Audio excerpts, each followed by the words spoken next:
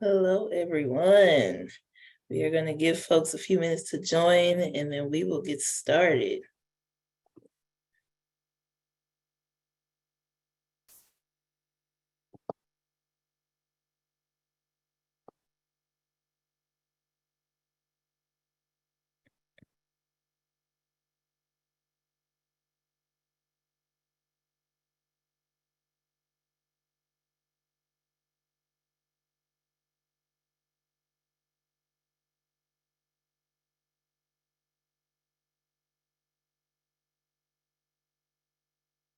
Hello, folks joining. We're going to give a few minutes to let folks trickle in and then we will get started.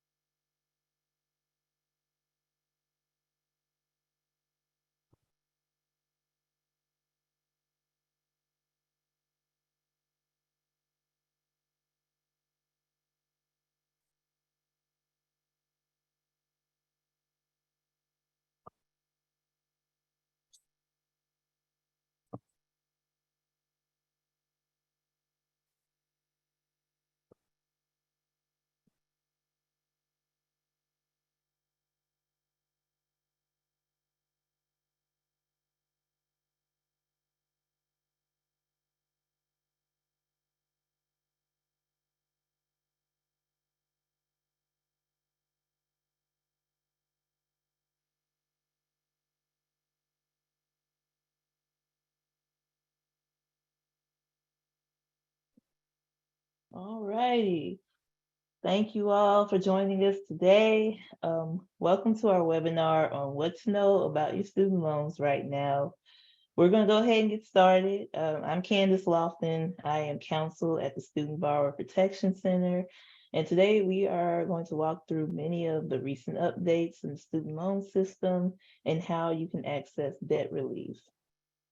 So a little background on the SBPC. We are a national nonprofit organization solely focused on alleviating the burden of student debt in this country.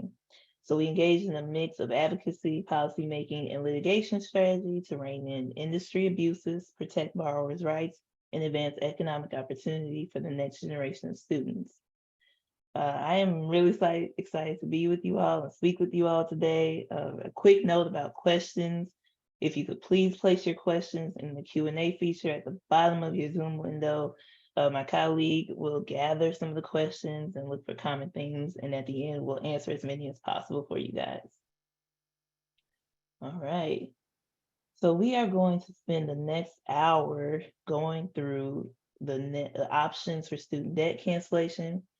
These will include updates to the cancellation proposal that President Biden announced in August, the income-driven repayment account adjustment, and public service loan forgiveness.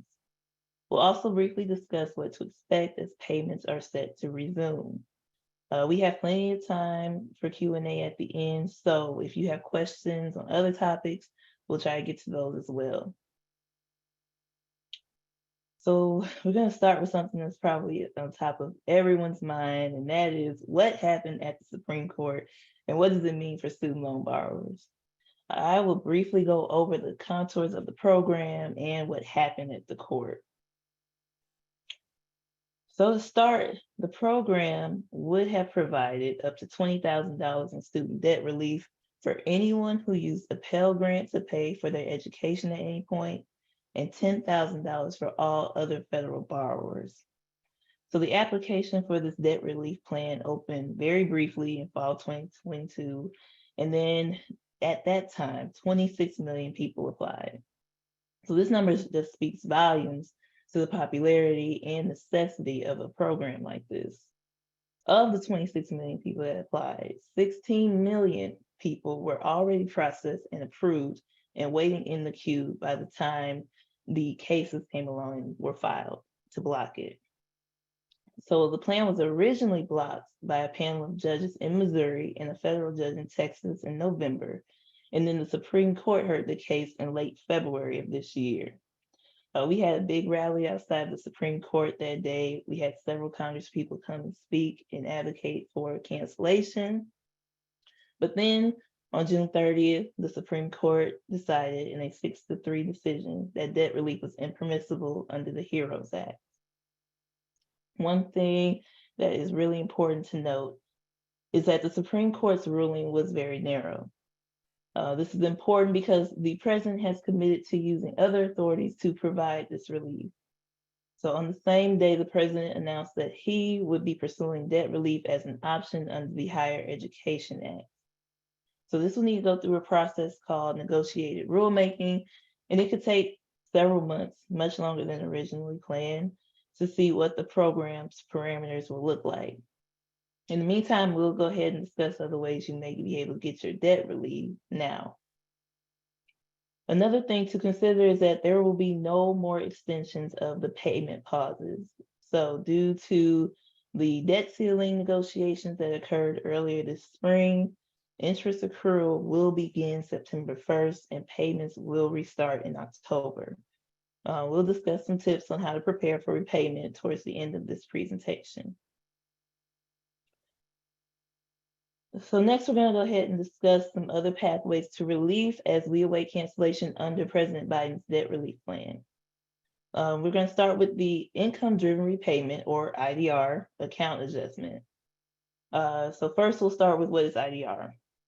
Income-driven repayment is a category of federal student loan repayment plans which a borrower has the right to pay a certain percentage of their discretionary income as calculated according to a Department of Education formula, and it's calculated towards their federal student loans. Typically, under these plans, borrowers are entitled to cancellation after 20 or 25 years of qualifying payments. There are many kinds of IDR plans, each with different rules, including the income-based repayment, or IBR, the income contingent repayment, or ICR, the revised pay-as-you-earn, or repay, and pay-as-you-earn, or pay. We'll briefly discuss the newest IDR plan, which is called SAVE, and provide additional benefits to many borrowers. Under these plans, borrowers are entitled to cancellation after being in repayment for 20 or 25 years, depending on their situation. However, a recent Government Accountability Office, or GAO, report from last year detailed that servicers have no way of tracking progress towards these 20 or 25-year thresholds, and they have been routinely steering people into forbearance and deferment instead of offering them IDR plans. Our data has shown that fewer than 200 people have ever received cancellation through IDR plans. So to rectify this, the Department of Education announced the IDR account adjustment. So basically, the IDR account adjustment is a one-time audit of all federal accounts to see how close borrowers are to the 20 or 25 years in repayment. The department will be counting all time in repayment, regardless of whether or not you were enrolled in an IDR plan. So they'll be counting all the time except for time spent in default and time spent in what's called in-school deferment. This is the status that your loans are automatically placed in when you're in school. So one really nice thing about the IDR account adjustment will be that any credit you gain on your loans toward cancellation under the IDR plans also counts towards the Public Service Loan Forgiveness Program. And we'll talk more about that in a bit. For most people, the IDR account adjustment will be automatic, but there are some borrowers who will need to consolidate or combine their loans in order to make them eligible for this audit, particularly borrowers who have the Federal Family Education Loans, or FFEL, or Perkins loans. So you might be wondering, how do I know if I should consolidate? A great place to start is studentaid.gov. Log in to studentaid.gov, create an account if you haven't already, and see what type of loans you have by looking at your dashboard. You could also download your aid data for a granular report of your student loan history. So once you are at your dashboard, it will look something like this. You'll be able to see all of your different loan types and decide whether or not you need to consolidate. You only need to worry about the loans with a balance, though, since those are the loans you want to get canceled. Remember, you will look for FFEL or Perkins loans to see if you need to consolidate those. Now, if you have FFEL loans, you need to tell whether they are held by the Department of Education or if they are held by a commercial lender. This distinction is important because ed-held FFEL loans are already eligible. They're automatically eligible. And then commercially held FFEL loans need to be consolidated. So you can see here that the blue box up here says Wells Fargo, which is an example of a commercial lender. And then the last blue box at the bottom, it says Department of Education / MOHELA, which means they are held by the Department of Education. Another quick and easy way to tell if you have ed-held FFEL loans is if you were receiving the payment pause these last 3.5 years. If you were not, then you likely have commercially held FFEL loans. All right, so let's review the steps that you want to take in order to get credit under the IDR account adjustment. First, you want to figure out what types of loans you have by logging into studentaid.gov. If you have commercially held FFEL or Perkins loans, you will need to consolidate your loans by the end of this year in order to get credit through the audit. The department is beginning to audit accounts for all borrowers who have been in repayment longer than 20 or 25 years. And next year, they will continue to audit all other accounts. The first round of IDR account adjustment just recently happened. President Biden announced that $39 billion in student debt would be canceled for 804,000 borrowers. The Department of Education will update these cancellations happening through the IDR account every 2 months until 2024. There may be some situations where it makes sense for borrowers to opt out of cancellation during this round. So for example, if you have multiple different loans from different timelines, those loans are on different timelines for cancellation under IDR plans. So that might mean that some of your loans will get canceled through this round of IDR account adjustment, but others might be years away from receiving cancellation still. A way around this is to opt out of cancellation under the IDR account adjustment during this round. Consolidate all of your loans to get them on the same timeline, and then wait until the next round through the IDR account adjustment happens to get all of your debt canceled at once. Another thing to be aware of is that recently another lawsuit was filed in Michigan claiming that the IDR account adjustment is illegal. Some great news that happened last night was that the case was dismissed by the judge in the Sixth Circuit Court of Appeals. They dismissed it because they claimed the plaintiffs had lack of standing, which is the right to sue.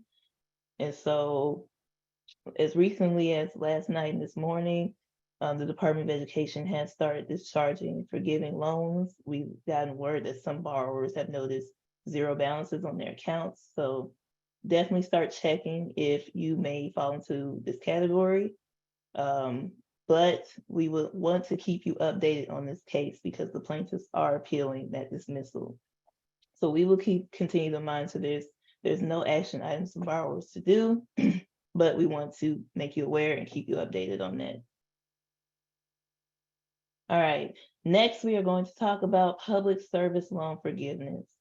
So Congress created this program in 2007 to help make sure public service workers who are struggling with student loan debt and make sure that future students and graduates wouldn't be deterred from entering the public service world by their student loan balance. To put it simply, PSLF is the promise that if a borrower works in public service and makes payments for 10 years, the remainder of their debts will be forgiven. So there are typically 4 specific criteria to achieve PSLF. First, you need to have a direct loan as one of several loan types.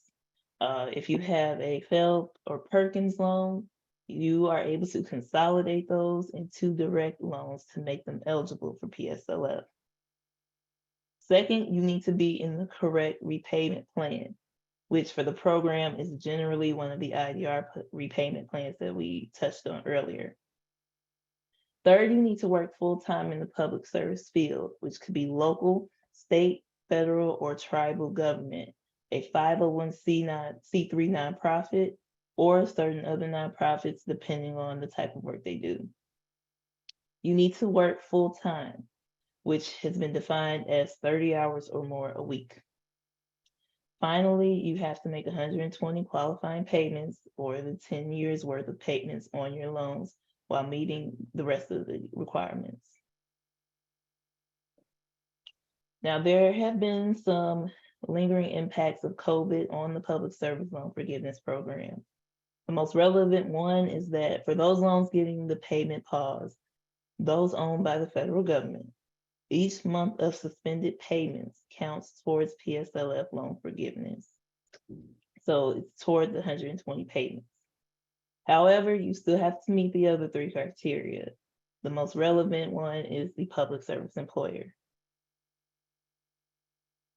Now, I want to be clear that the IDR account adjustment and the PSLF program are currently interacting with each other. So essentially, the Department of Education is waiving the first 2 criteria, direct loans and the IDR plan, for this moment in time. So if you didn't previously have a direct loan, and if you weren't already enrolled in an income-driven repayment plan, now is the best time to fix that and get back on track. If you need to consolidate your loans, you'll be able to keep any credit you've gained on those loans and apply it to the newly consolidated loan. So this will not be the case after the IDR account adjustment happens. Normally, PSLF requires that borrowers have a specific loan type, direct loans, but right now, borrowers with any loan type can get credit.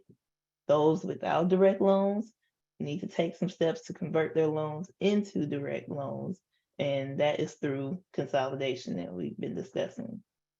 Now, they will still get credit for time before the conversion, so remember, keep that in mind as well. Almost all borrowers, regardless of loan types, will have to certify with the Department of Education any periods of qualifying public service work done since October 1st, 2007, when the program was implemented. All righty, we've got some exciting news for Parent Plus borrowers. So Parent Plus borrowers are those parents who borrow money for their children's education to attend school. The loans are usually in the name of the parents, but it's used for their children's education.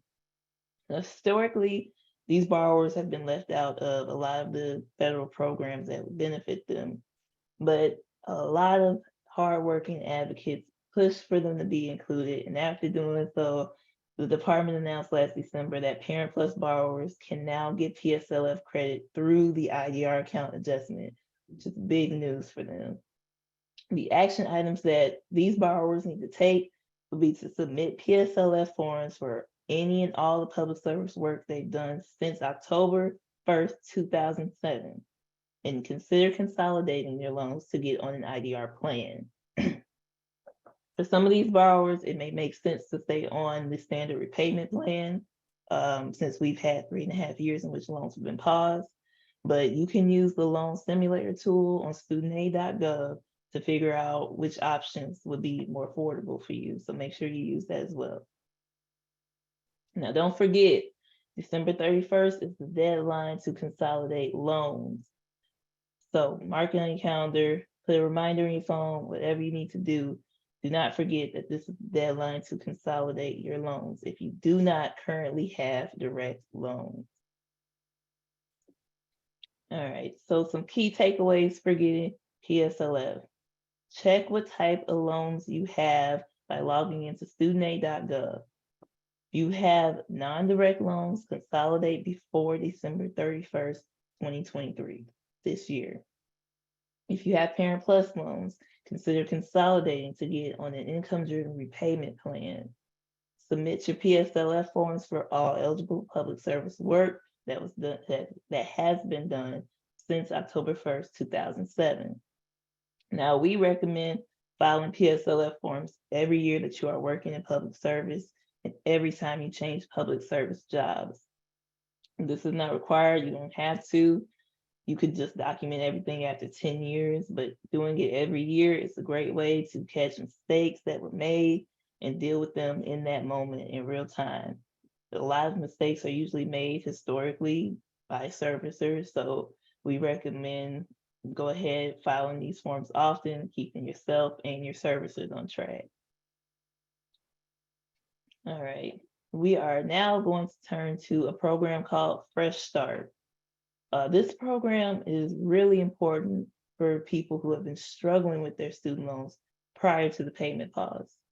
So more specifically, this program is for people who were in default before the payment pause started in March of 2020. The default usually happens when someone falls 9 months or more behind on their student loan payments. As a result, default can cause additional financial hardship for student loan borrowers. In addition to negative credit reporting, default can result in wage garnishment, Social Security offset, and more. This program helps people get back in good standing on their loans. So getting out of default can be really difficult. Typically, people have two options: consolidation and rehabilitation. Borrowers are only able to rehabilitate once in their lives, and it's a pretty onerous process. It takes about 10 months, and there's a period during which the department monitors whether they can make payments or not. Fresh Start is now coming in to be quicker and an easier way to get back in good standing. What Fresh Start does is it's going to restore all of the repayment options for these borrowers, including the IDR plans that are affordable. It also restores their ability to request financial aid and go back to school. So if people rehabilitated during the payment pause, they will get that rehabilitation option back because you only get it once in your life. So it protects people from involuntary collections. This is the list of eligible defaulted loans. As I mentioned, only loans defaulted prior to the payment pause are eligible for Fresh Start because, of course, during the payment pause, no one should have been defaulting. So if someone defaults after the payment pause, those loans won't be eligible for Fresh Start in the future. Now here is the list of loans that are ineligible for Fresh Start. This is a smaller piece of the defaulted portfolio, but we want to mention them in case this affects anyone here.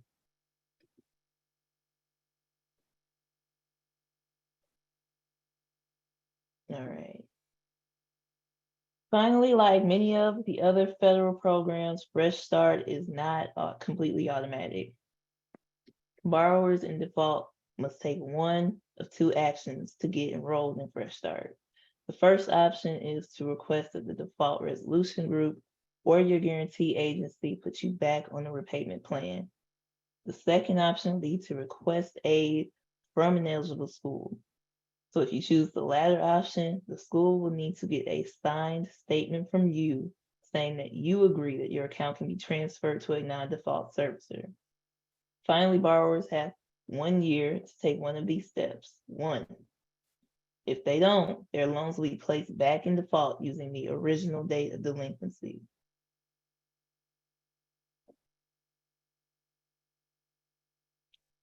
All right, now finally, we are going to talk a little bit about how to prepare to return to repayment. So to begin, the payment pause is set to end at the end of this month, August. Interest will start accruing on September 1st and payments will be due in October. This was set in stone by the debt ceiling negotiations earlier this spring. So one thing is making sure that your contact information is up to date with your servicer and at studentaid.gov, especially since so many people moved during the pandemic. I know me myself, I moved several times. So make sure that your information is up to date. For a limited time, borrowers are still able to request refunds on their student loans if they made any voluntary payments during the pandemic. But if you were enrolled in an IDR plan before the pandemic, remember to continue to recertify your IDR plan. Servicers have still been accepting recertifications over the phone for now. If you had auto-debited payments set up prior to the pandemic, those will not be automatically deducted from your account unless you proactively request to have the payments auto-debited. So this is something the Department of Education has stated already, but I mention it because it's a good idea to check, double check, and make sure that all debits aren't being deducted from your bank account once payments resume. All right. Now, there are a couple things to consider for preparing for return to repayment. The first is that there is an on-ramp period of a year after the payment pause ends. This means that no one will be considered delinquent, in default, have missed payments that affect their credit, or referred to debt collection agencies. It should also be noted that interest will continue to accrue during this time if you don't make payments. In addition, President Biden announced a new repayment plan that will significantly lower payments for many borrowers. Under the Saving on a Valuable Education Plan, or SAVE plan, interest will not continue to capitalize and cancellation will be possible for borrowers on a sliding scale. So the scale starts after cancellation after 10 years and repayment for those who initially borrowed less than $12,000. This plan will be rolled out gradually and will be fully implemented by next July, so July 2024. Folks who are already enrolled in the repay plan that we discussed earlier, the repay plan, if you were already enrolled, you will automatically be enrolled in the SAVE plan.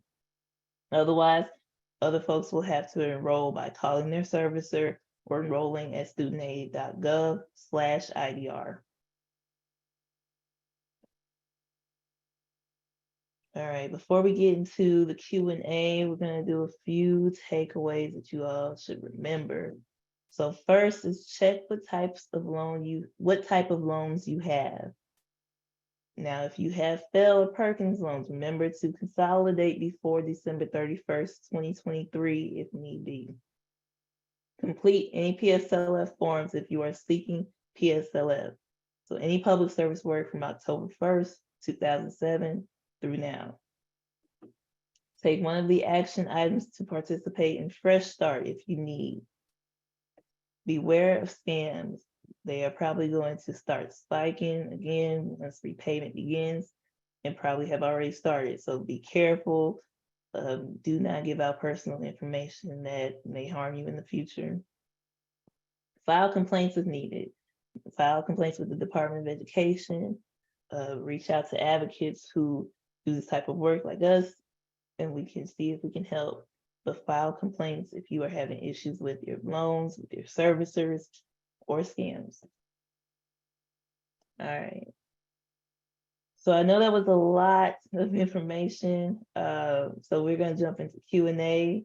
My colleague Kat will help me out here. So continue to drop your questions in the Q&A box as we go along. But we will go ahead and start taking questions. Awesome. Thank you so much, Candace. Just first want to say thank you because that was a lot of information to go through. So thank you so much for covering all of that. And also thank you to everyone who's already dropped questions in the Q&A function. As we go through, please feel free to continue asking questions. We've already gotten a lot of really great questions. So what I'm going to do, I'm going to start answering a few questions.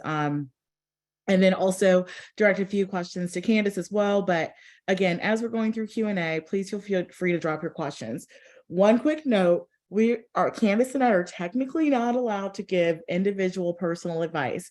So we're going to take these questions and answer them to our best abilities. But for many questions, we might direct you to specifically go, for example, to studentaid.gov and check out your own personal situation, because we don't want to give direct advice on some questions. And then also one really quick note, and it's a question we've gotten a couple times and usually get at the top of these webinars. One, this webinar is recorded. And so everyone who registered for this webinar is going to get a link to this recording, as well as a link to a website that I'm going to drop in the chat in just a second. And then also we'll mention as we answer these questions to help that can also provide a little bit more information about some of the questions that we've gotten so far. So what I'm going to do is going to jump in with some of these questions, but again, please feel free to keep dropping them as we go along. So one of the first questions we got is asking about what should someone do, for example, if they're they're worried about making their student loan payments, or if they're concerned about their income and their ability to make payments as they restart. One thing we'll know is Candace talked a little bit about income-driven repayment plans. She talked a bit about the SAVE plan. So one thing, again, repeating something that Candace said, is that income-driven repayment plans are plans that cap your monthly payment based on a portion of your income. And so the way that these plans work, again, an income-driven repayment plan can be as low as $0, depending on your income. And so if your income is low enough, you can have as low as a $0 payment, and then it goes up based upon how much income you have. And so I'm going to reiterate what Candace said earlier about going to studentaid.gov. If you visit the federal student aid website at studentaid.gov, I'm going to say that a lot of times today, you'll be able to actually go through a repayment calculator, see which payment plan is best for you, and figure out if you can potentially qualify for a lower payment. One quick note that I will talk about that Candace mentioned is Candace talked a little bit about this new income-driven repayment plan, which for many people will be a lower payment plan. So again, this is why it's really important for everyone to look at their own personal situation and see how this works best for them. But a couple of things that this new payment plan does, again, Candace mentioned it, it's called SAVE, Saving on a Valuable Education. For people who are already enrolled in the repay plan, you will automatically be enrolled in the SAVE plan. But a couple of things. First, more of your income is protected under this plan. So technically what the Department of Education does when they figure out how much your monthly payment is, they say it's based on a percentage of your discretionary income. So that could be 5, 10, or 15% of a calculation of your discretionary income. Under this SAVE plan, more of your income is protected under that category of discretionary income. 2, this plan also eliminates 100% of the remaining interest after you make your payment every month. So we hear a lot of stories about people who say, hey, I've been in repayment for 5, 10, 15 plus years, and I make payments every month, my balance continues to grow. Part of the aim of this plan in eliminating monthly interest after you make your payment is to keep your balance from growing after you pay every month. These things will go into effect automatically for people who are in this plan starting once we get back into repayment. And next year, a couple of other features of this plan are going to go into effect. One, for people who only have undergraduate loans, that percentage of your income your discretionary income that you pay every month would be 5% as opposed to 10% or 15% as it is under other IDR plans. And then for people who have a lot of people have a mix of both undergraduate and graduate debt. At that point, it's just going to be a weighted average of those two. And then also for people who borrowed $12,000 or less, their timeline to cancellation under IDR will be shorter. So it'll be 10 years. And then it scales up based upon how much people borrowed by 1,000. So just flagging that new plan that Candace talked about a little bit, but also again, if you have concerns about what being able to afford your payment, not knowing what your payment is, really encouraging people to go to studentaid.gov, see their account and seeing what options are available to them. Also, another really great question. Someone asking about how does age play into, is there any, does age at all affect people's access to income driven repayment? And I see Candace shaking her head, and so yes, Candace is correct. It does not play into your ability to access. It does not affect your income driven repayment amount. But one thing to note is the age of your loans does affect your pathway to cancellation. And so one thing about income driven repayment plans is, depending on which payment plan you're in, typically in the older plans, either 20 or 25 years, you should get full cancellation, as Candace described, under the income driven repayment. And she talked a little bit about this income driven repayment account adjustment to correct for the fact that a lot of people were in repayment longer than they needed to be. But then also, for people who are eligible for this SAVE plan, there are people who can actually have an even shorter timeline to cancellation, depending on how much they originally borrowed. Those are really great questions. I'm going to keep them going. Candace, some I'm going to throw out at you, and some I'll answer. But we also got a question from someone and their spouse who have loans on different timelines, and they're asking about a spousal consolidation loan.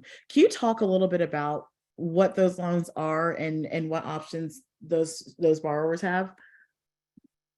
Yeah, so the spousal consolidation loans are when people are married and they combine their loans together to make payments. So in last year, I believe, they have released the Joint Consolidation Separation Act that will not be in effect until 2024. So this is different from the question. The question wants to combine their loans, but let's talk about the separation first. If you need to separate a spousal consolidation loan, a plan isn't going to be in place to do so, but there will be steps that you will have to take, and we will keep folks updated on what steps you need to take to separate loans from spousal consolidation. The advantage to consolidate into one account would likely be if the payments are more affordable, if depending on the types of loans that you have, that might be helpful for you all. If you want to consolidate, reach out to your servicer and go online.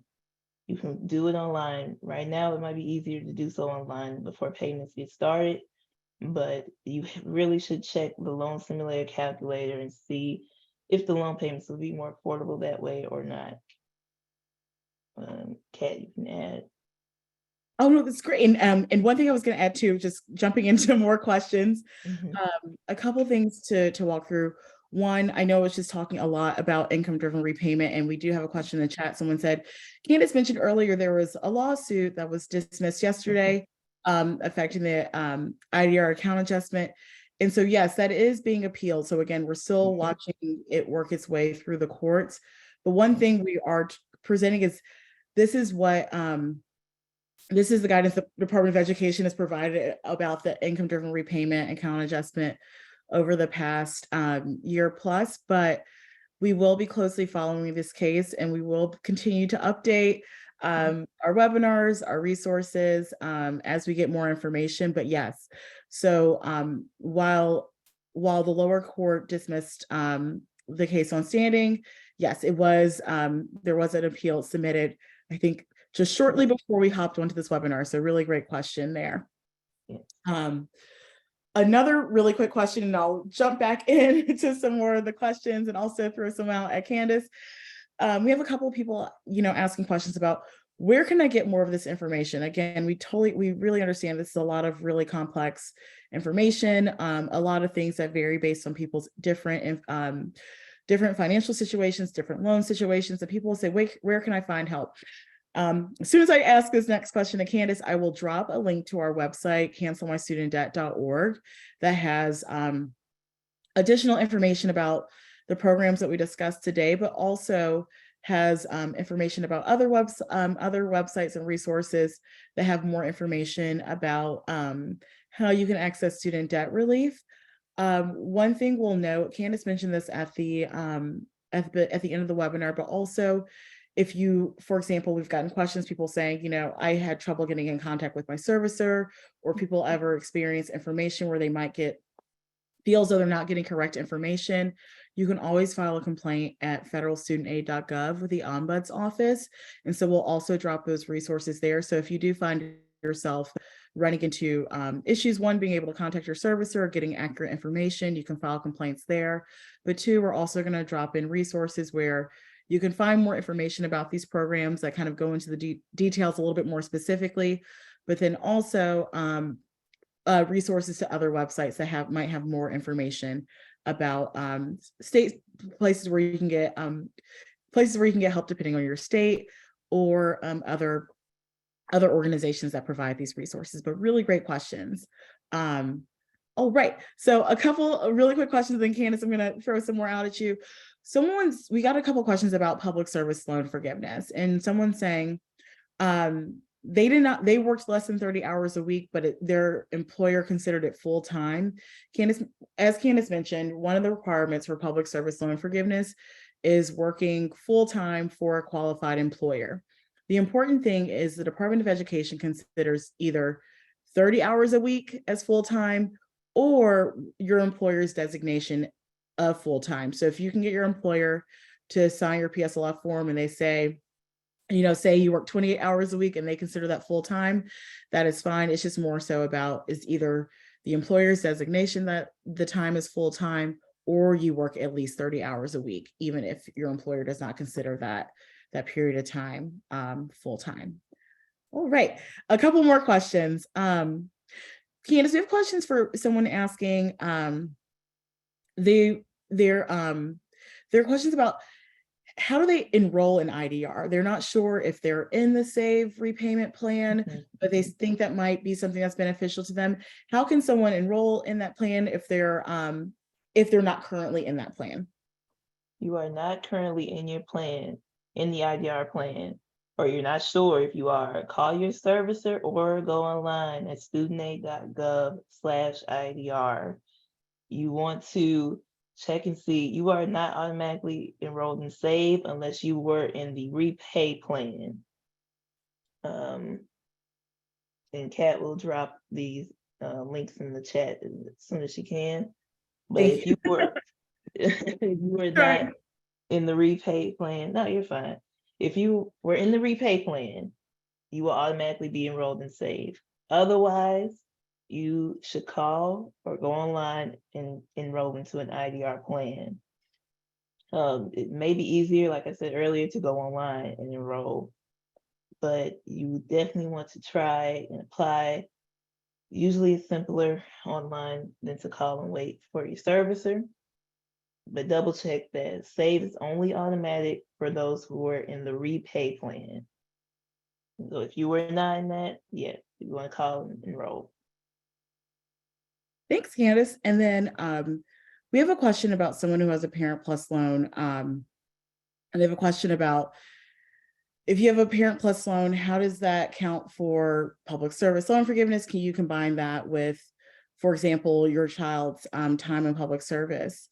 So your public service loan forgiveness, that timeline to cancellation, that application is tied to your period of public service. So for example, if you are a Parent Plus borrower and you work in public service, you can, if you consolidate, get an IDR plan, you can access public service loan forgiveness. However, if you're a Parent Plus borrower and you do not work in public service, but the child that you took that loan out for works in public service, unfortunately, that would not make you eligible for the program. The program ties both, it's about your loan and your time in public service. And then what we'll try to do is, I know there are a lot of questions, and so please definitely keep them coming in the Q&A. And then also, if you have a question that you dropped in the chat, if you don't mind dropping it in the Q&A so we can see it as well. Right. So next round of questions. Candace, someone has a question. So they've been submitting, their PSLF applications towards cancellation, but they're not yet at that 10-year timeline. they're wondering, is there anything they could do to get them canceled sooner? What do you mind walking through again what the rules are for PSLF? Yes, so it has to be 120 payments for 10 years or 10 years. So you have to have the direct loans. Remember, you have to have one of the IER plans, the public service employer, and then you have to make payments for 10 years. So I'm not aware of anything to shorten the timeline, unfortunately. Like we discussed, the IDR account adjustment is different and it's working with PSLF a little differently, but it has to be one way is just counting your payments, if 120 qualifying payments or 10 years. But I'm not aware of anything to shorten that. Sorry. So great question, but one thing that's important to know, and I see we got a similar question in the chat. Some people are like wondering, what about this period during COVID? So we understand that payments have been paused since March 2020. Those, if you were not required to make payments during the payment pause, those payments still count towards public service loan forgiveness. So even if you were not making payments, we know many people have not been making payments for the past 3 years because of the COVID payment pause, this administrative pause through the Department of Education. Those months still count. So many people will still get credit. So make sure if you work for a qualified employer during those months to submit your paperwork, because those months still count, and so you'll still get credit. So again, like Candace said, you still need 10 years of public service, but you will get credit for these past 3 years that we've been in a payment pause.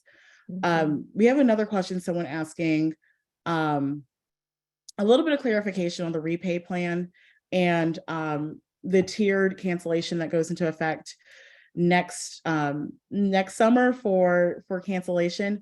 So I mentioned for people who borrowed $12,000 or less, there's under the SAVE plan, they have access to a 10-year pathway to cancellation. So someone says, okay, but what if you have $12,000, but then you borrow more the next year for school? So to be clear, it's $12,000 total. So, and again, I understand, like, someone says, like, what if you borrowed more, but you paid that down? It's about the total amount that you borrowed. So for example, someone with $12,000 or less would get that 10-year timeline. Someone who borrowed 13 would have an 11-year timeline, and it's tiered. But you can find more information about that on studentaid.gov. And we'll see if there are still more questions coming in the chat, but please feel free to keep them going. Okay, really great question in the chat. So for someone who says they've worked for a qualified nonprofit for 10 years, but you know, there might be periods of time where they weren't working in the public sector. A couple of things that are important to know about public service loan forgiveness: the timeline to cancellation. So as Candace mentioned, you need to have a direct loan, be on an income-driven repayment plan, have a qualified employer, and also 120 qualified payments. One thing that's really important about working for a qualified employer and getting to those 120 qualified payments, those do not have to be consecutive. So for example, you can work 2 years in public service and then work in the private sector and then go back to public service and work for 8 years. You can still get credit as long as you're making those qualified payments. You could still piece together those 2 periods of qualified employment, even if they are not consecutive. One thing to note: when you submit your application for PSLF cancellation, you do still need to be working for a qualified employer.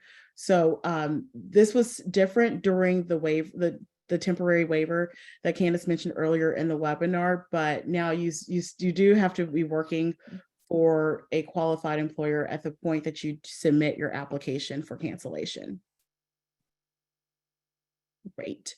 Okay, other questions. I'm sorry, I'm working my way through and backwards to see if we have more questions. There's one cat that I saw, and it's I'll refer PSLF and IDR. This person says, I have multiple 14 direct loans with varying times from 10 years old to 2 years old. If I consolidate, will all my loans get the adjustments based on the oldest, the 10-year because previously I was told my loans would then be a new age, the date of consolidation, so 10 years lost.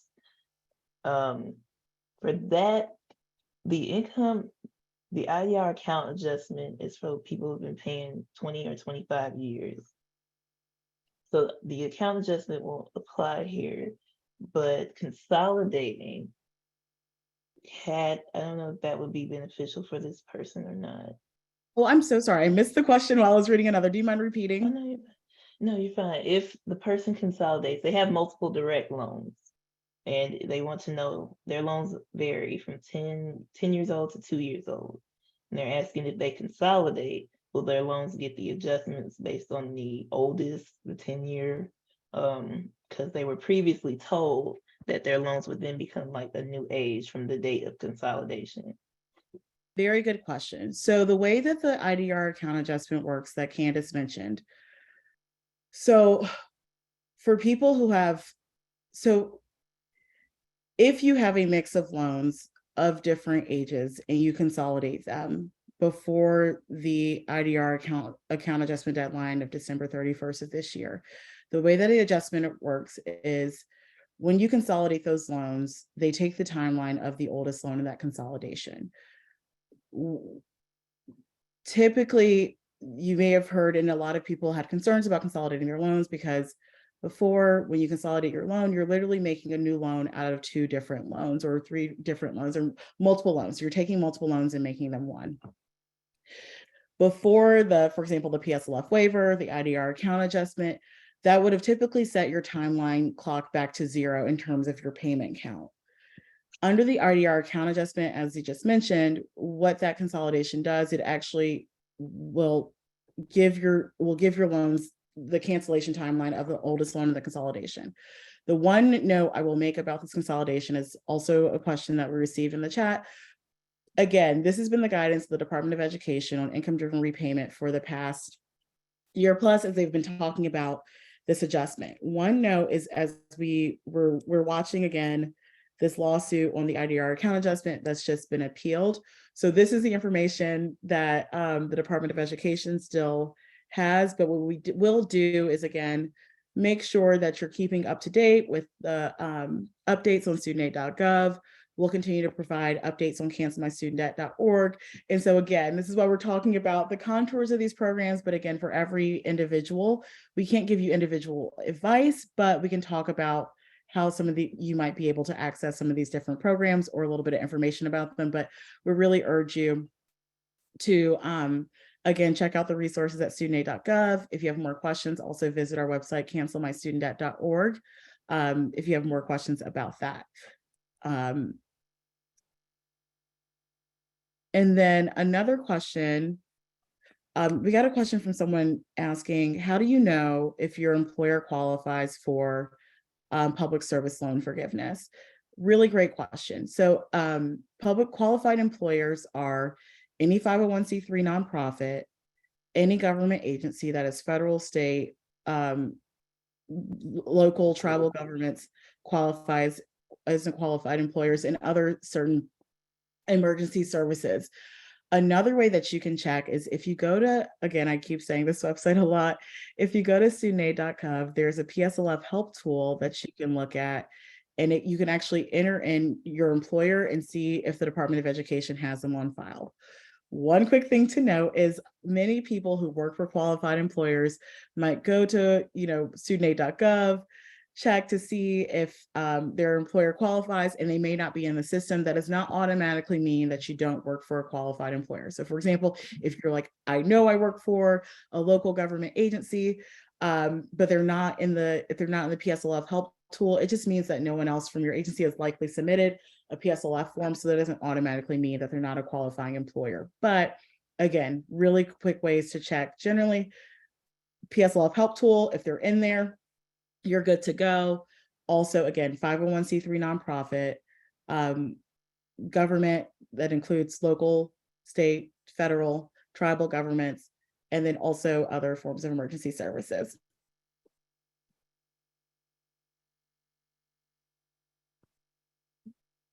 Okay. we have time for maybe 1 to 2, and yes, county Yes. governments, all level of government. um, Definitely. let's see if I'm trying to see if we have any more questions that we have yet to get to. I think we have time for maybe 1 or 2 more.